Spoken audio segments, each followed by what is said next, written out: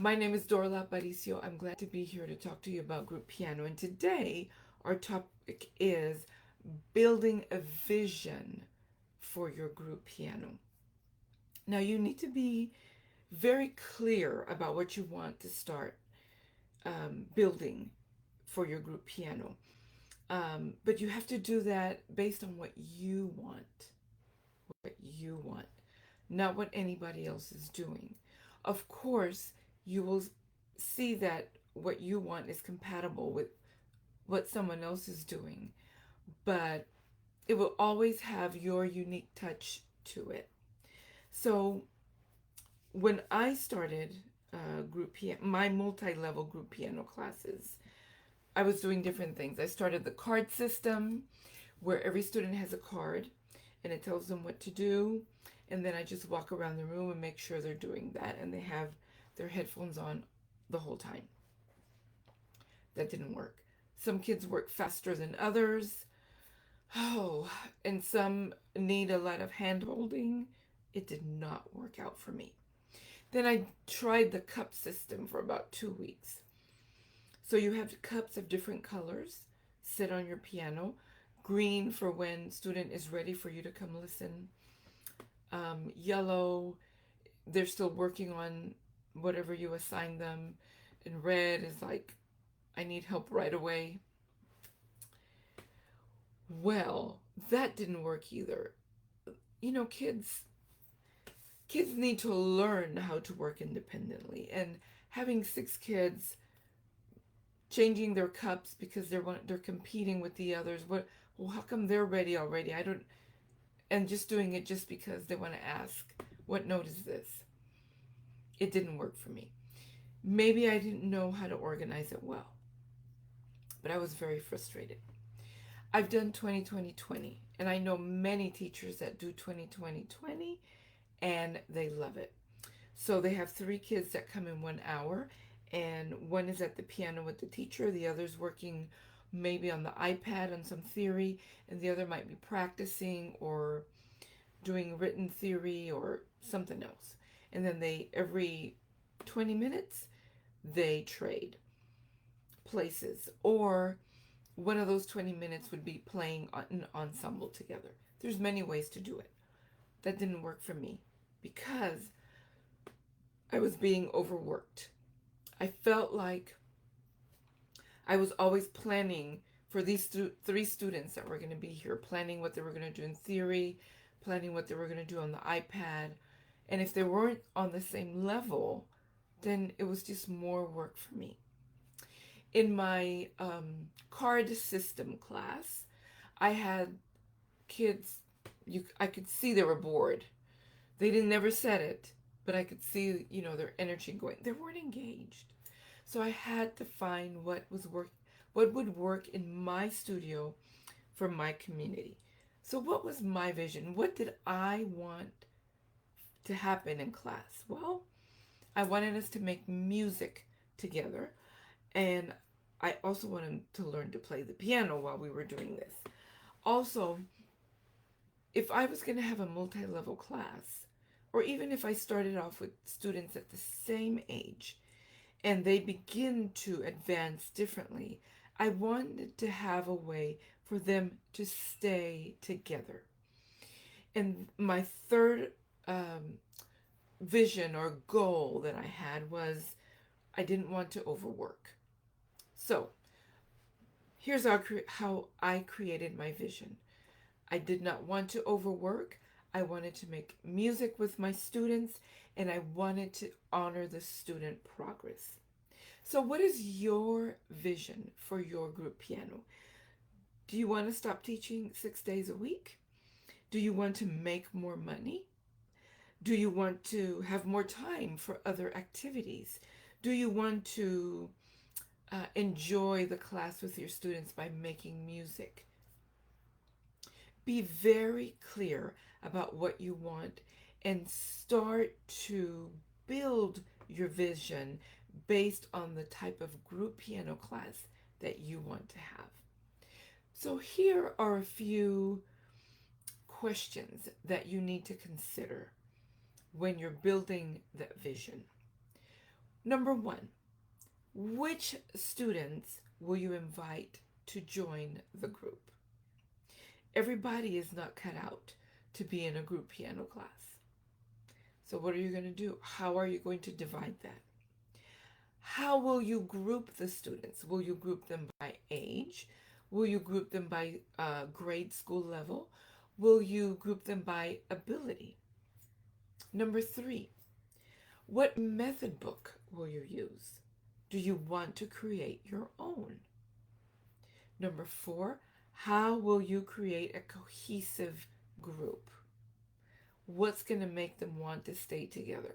How are you going to control the group in a very gentle way with a framework that will keep you from always having to be finding new music to give to that student who gets ahead, or always having to give extra lessons to those that seem to be behind? Number five, there are quite a few challenges that will come up with group piano lessons. Do you have a support group that will help you figure out how they've dealt with these challenges? Or are you just going to give up and say group piano lessons don't work? Number six, how will you assess the progress of each student in class? And how will you plan to serve each one? That does not involve every week trying to find new music to deal with a new challenge that arises in class. So today I want to share with you how I have answered these questions.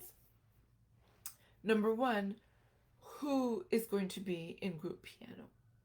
As I mentioned before, not all students need to be in group piano. I decided that I would have 2 tracks in my studio.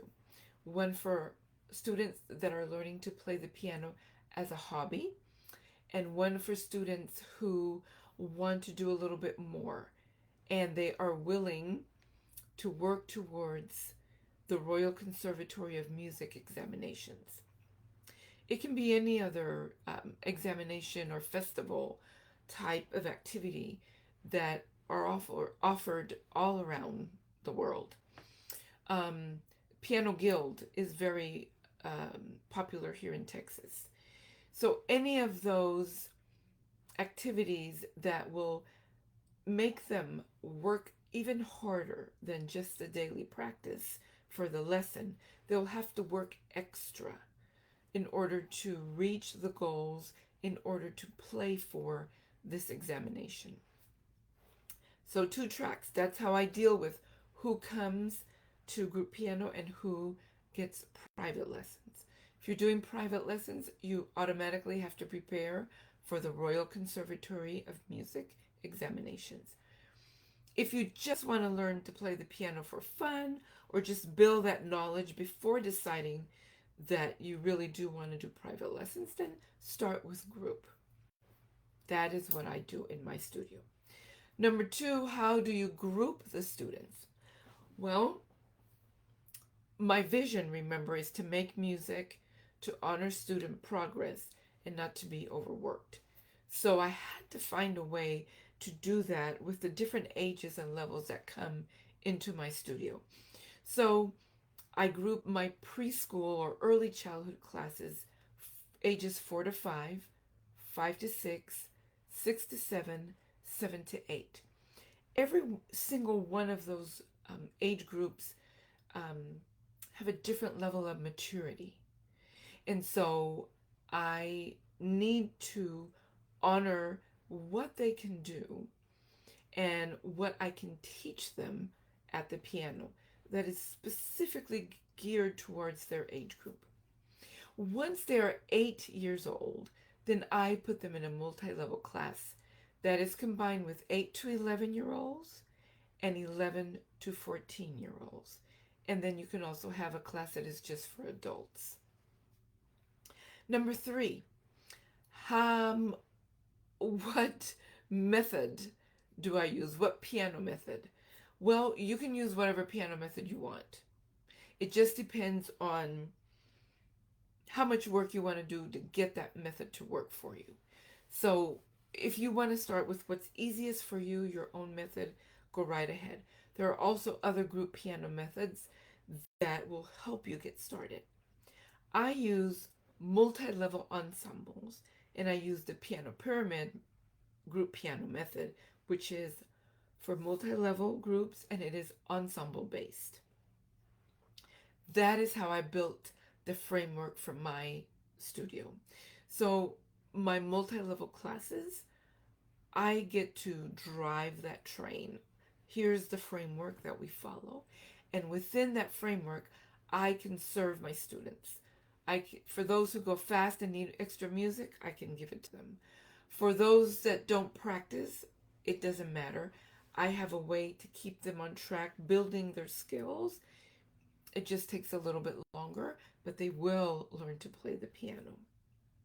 Number four, how do I keep a cohesive group? Well, by making music together. So my group piano classes, and remember, making music together was part of my vision.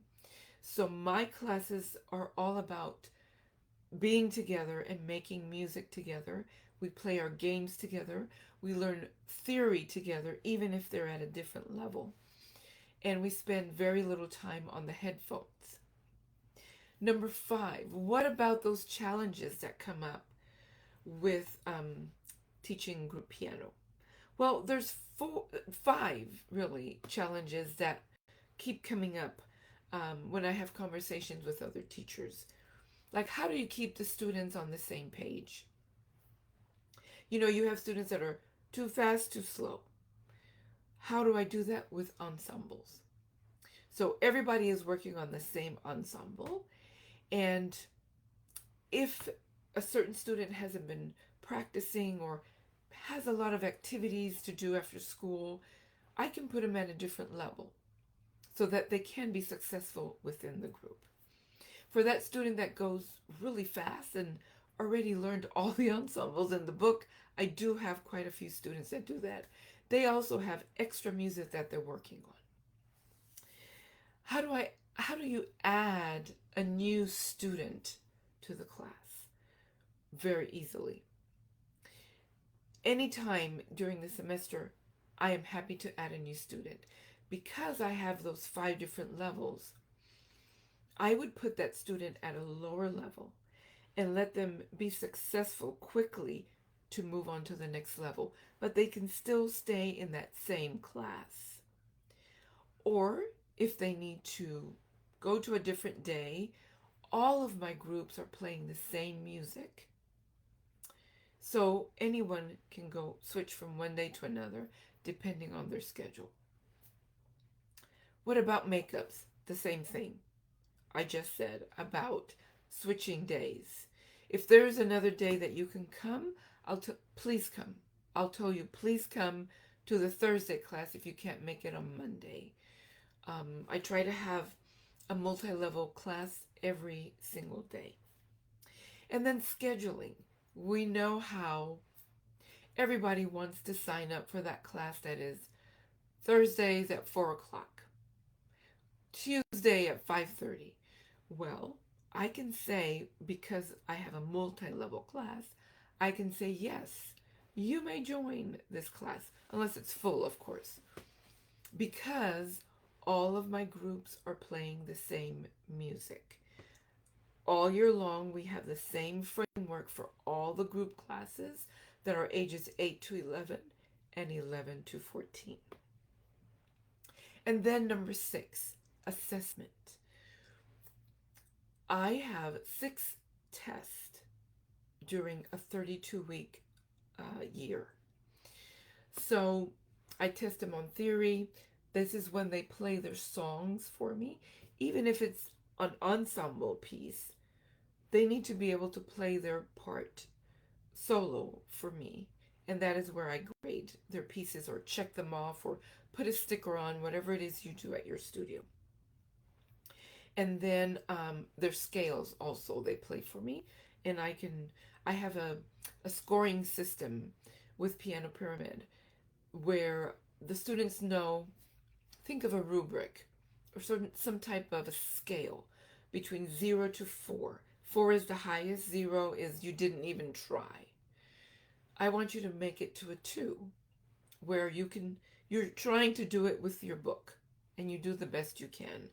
I'm going to be happy because I know what you are learning, what you have learned. I can write that down. So these are the things, these 6 things are the challenges that come up with group piano. And those are the things that helped me build a vision of how I wanted my group pianos classes to run within my studio. You need to be very, very clear about what it is you want. I also want to be very, very clear about the reason that I'm live every day this week.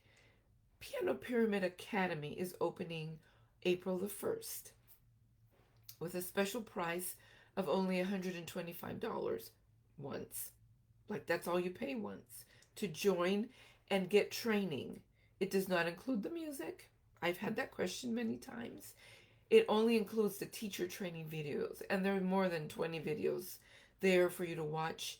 Me teaching my students and me teaching you the different things that you need to prepare and look for to make your group piano a success. So each day this week, I want to be sharing with you what it is I do and how you do it. Of course, you do not need to join Piano Pyramid Academy in order to do this. You can just listen to me talk about it and go implement. What I offer you within Piano Pyramid Academy is support and training, and then that is where you can buy the multi-level Piano Pyramid books, the curriculum that I use for my group piano classes. All right, thank you for listening. I've received so many emails from so many of you saying that right now you're working, you will watch later. That is awesome. I will leave it posted and you can watch at your leisure. Tomorrow, I will be talking specifically about how to keep your groups in a cohesive way. Like, how do you keep them engaged? What is it we do every week so the students can keep coming back for more? Thank you for watching, and I will see you tomorrow.